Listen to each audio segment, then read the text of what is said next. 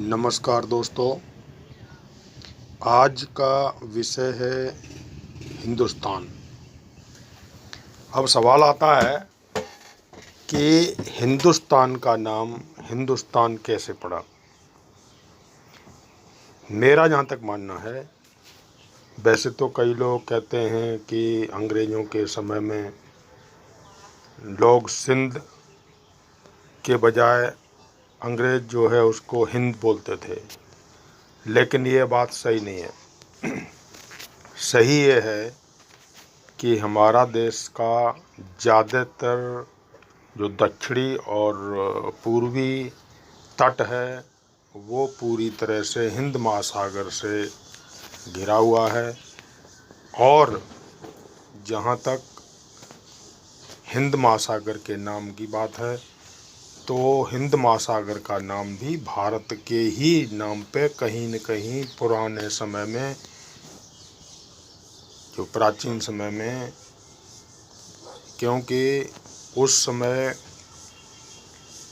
जो एक दूसरे देशों में आने जाने के जो मुख्य स्रोत हुआ करते थे वो समुद्र के रास्ते से ही हुआ करते थे।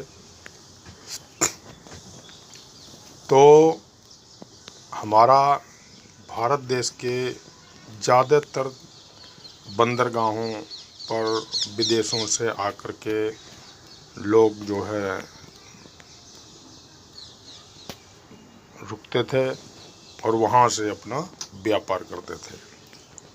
तो कहीं न कहीं जो विश्व में फिर हिंद के नाम पर जो महासागर है, हिंद महासागर, उसका नाम पड़ा। या यूँ कह लीजिए कि हिंद महासागर के नाम पर भारत का नाम हिंदुस्तान पड़ा। ये बात मेरे विचार में 100% सही है। अब बात आती है, कई बार लोग कहते हैं कि देश और राष्ट्र दोनों एक है, लेकिन मैं नहीं मानता। मेरा जहाँ तक मानना है, देश केवल एक सीमाओं से घिरा हुआ भूखंड है और जो राष्ट्र है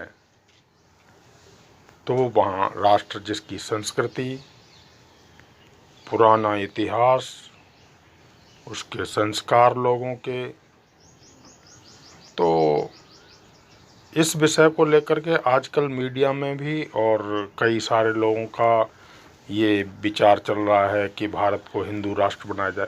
अरे भाई, हिंदू राष्ट्र तो, हिंदू देश तो पहले ही है। जिस तरह से हमने कहा कि हिंदुस्तान कहते हैं,